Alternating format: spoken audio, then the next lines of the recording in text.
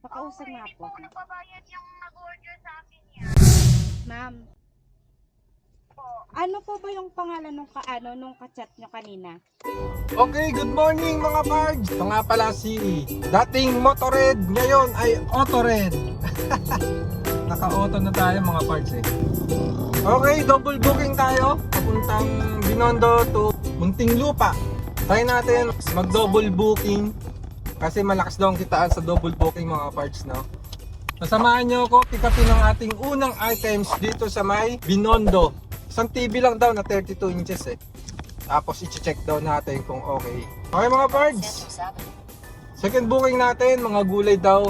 Chinese ang may-ari at gulay, pagkain daw. Tapos punta ng Muntinlupa. Dito na tayo.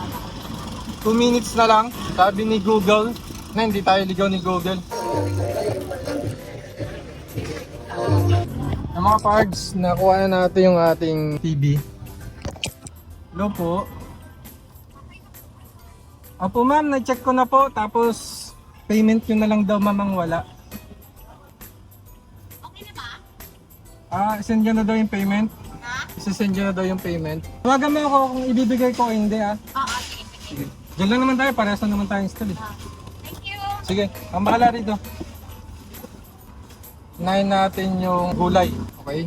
48 minutes bago tayo makarating. Okay, let's go! So ayun mga pards, medyo nagka-problema. Wala daw wall bracket tong TV natin. So hintay natin siya dito sa may Filtras Bank. Dito kami pa. Ano po yan eh? Paakyat ng tulay ng Binondo. Doon siya sa paakyat. Wall bracket. Wala? Sabi niya wala. Oo, wala kang ano. Thank you. Sige po. Picture mo lang kita. Thank you, sir. Sige. Thank you. Alright. Nain ko to si Chinese. Alright mga parts, punta na tayo ng Muntinlupa. I-drop off na natin itong kinuha natin dito sa Binondo Street. Let's go! Pambaon nyo? Ayos Tipid. Anong grade na kayo? Ha? Grade 8? Ayos Gar! Ipit nyo Gar! Ipag nyo!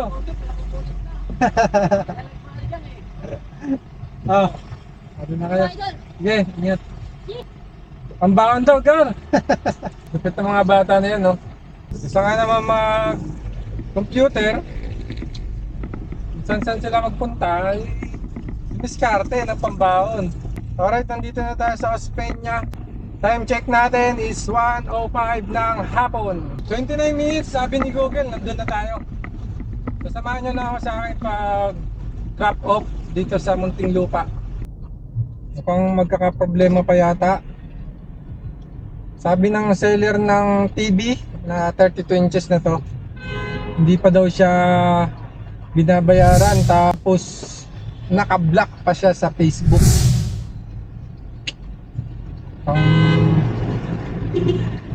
First booking natin, minalas-malas tayo Sana hindi naman.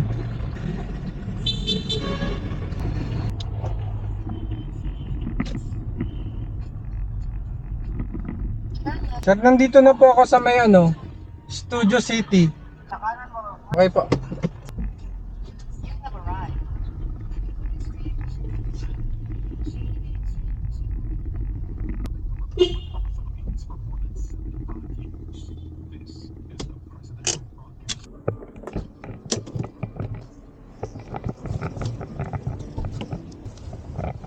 Nalalagay sir? Sir.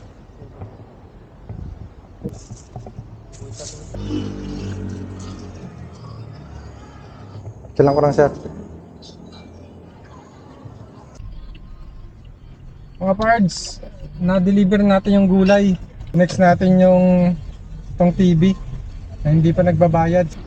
Alright, samahan nyo ako mga pards. Sana hindi tayo may scam. Sayang biyahe natin pag ganun.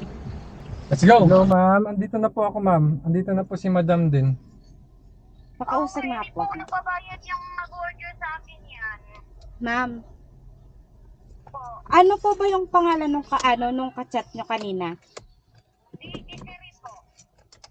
Binla ka rin po ba? Po? Binlock ka rin po ba? Kasi ang nangyari, siya yung nakahanap ng buyer. Kami yung buyer niya.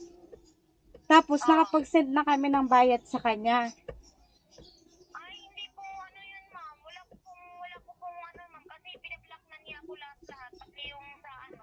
Pero yung number na to na sa lala mo, tinawagan po kayo. May binigay, Itong alam mo, kasi kilala ko naman yan si kuya eh. Opo, kilala niya po ako. di ba ako nag-book sa inyo kuya? Opo. Paano kanya nakilala? Magkaano lang po kami ng store. Taga 99 lang din po ako. Magkano po Ikaw ba po to? ba ang nag-book? Oo. Kasi Pangalan ito- ko po, ayan po, Anderlino Corpus. Ito kasi kuya, oh. Yung cellphone ko po. Ay, sorry. Ayan, oh. Ayan yung sinend namin na Ang ibig sabihin, ang may problema yung seller mo. Second party ka ba o ano? Parang ito, scammer to. Dito ka nag-order, Oo. siya nag-order doon. Oo, tas itong si ma'am, kausap din to. Ma'am, sinong nag-block sa inyo? Ang pangalan? Ito nga yun. Okay. Bali, Bali, Yung nag-order po niya. Kasi hindi ko naman po kilala yan yung yun nga po, ma'am. ito po.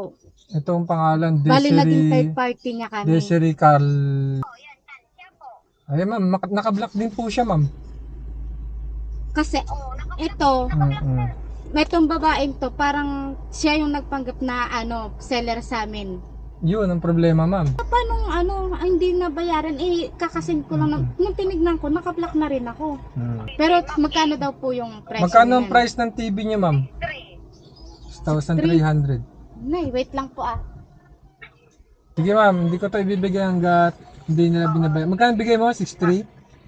Oo. Sige, ma'am. Sabihin ko. Sabihin mo na lang hindi pwede kung Opo, ma'am. Sige po, walang problema. Ako nang bahala dito. Sige po. maraming salamat. Hindi, okay lang, ma'am. Sige po. Ayun, mga parts na scam siya. Bali, third party. Parang gano'n nangyari. Yung customer na to, umorder siya sa isang seller. Tapos yung seller, umorder dun sa seller. Tapos pinag-block silang dalawa. Yun. Block lahat. Scam siya ng parang nasa 200. Sir, paano kaya yun?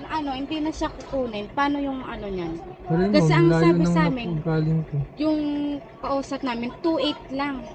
Na-scam ka nga, ma'am. Kaya nga Wala pong kung 2.8 na na Hindi kasi ang sabi niya, second baba ka, hand ma'am. daw. Ang init. Ha? Sige Baba po. lang. Paano po yung yan? Second hand. Oo. Wala pong second hand. Eh, Na-scam ka, ma'am. kanang mas kasi yung Opo, ma'am. Kasi Ano? 2.8. Paano yung booking niyo, Kasi ma'am? ang nangyari Layo pa kasi- naman. Nag-toll gate pa ako. magkano po ba ang yan? Kasi Kasi kahit yung booking na lang mo, wag na yung toll gate. Kasi ang nangyari po, hindi ko sana yung kukunin. Kasi nagbibideo nga ako. Nung nag-send na siya ng Video. ng picture mo, ito, ayan, di ba ikaw yan? Opo. Kaya naniwala na ako. Opo. Nakuha ko na. Ito pala, nagsisend pala ng picture dun sa, Doon sa pinag-orderan mo. oo, dun kay seller. Opo.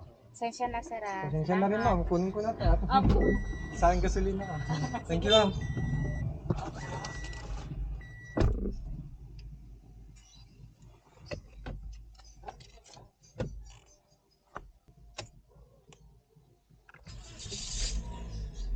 So yun mga pards, yun nga, na-scam nga si ma'am sa halagang 2,800. Ang usapan nila is tawag doon, second hand TV na 32 inches na may brand na Ace. Yan. First time ko naka-encounter ng ganito, scammer. So yun, pabalik na tayo. Buti naman at binayaran yung kat. Wala tayong naihatid sa kanya. Buti at mabait si ma'am. God bless kay madam. Ayan. Nakaintindi siya sa isang delivery rider na nagpagod pumunta rito para ayun. Okay naman si ma'am eh. Kaso nga lang, na-scam sila. So mga parts, update natin yung seller na hindi ko binigay yung kanyang TV. Papabalik tayo ng Manila ngayon. Kuha muna tayo booking dito para hindi sayang yung ating gasolina.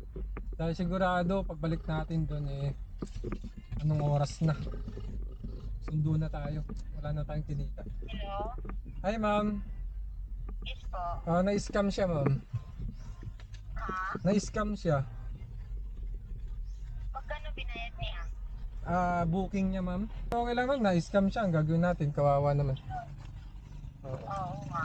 Ano ma'am, gabi o bukas ko na to yun. Sige, sige, walang problema po. Ilagay ko kuya. na lang sa store ko Salamat nito. po. Kunin mo na lang sa store ko bukas o kaya mamayang gabi. Oo, sige. Kasi sige, magsusundo sige, pa ako sige. Kahit bukas na kuya, kasi alas 6 o alas 4 uwi na ako, hinang-hina ako eh. Bakit? Natakot ka? Sige ma'am, sige po. Bukas na lang, daan naman sa store ko. Sige, sige, salamat. Okay ma'am, sige po. Sobrang salamat po. Sige po, andito yung TV, okay naman to. Sige, sige, sige. So yun mga parts, nandito tayo ngayon. Kalagitnaan na Ay, grabe ba? Mga scammer talaga. Yo, magbagong buhay na kayo! Ang hirap ng buhay namin. Tapos mangi-scam lang kayo. Pambira. Lumaban kayo ng patas. Kaya lang mga parts. Ganito na lang ating vlog. Maraming salamat sa panonood. Peace out. Goodbye.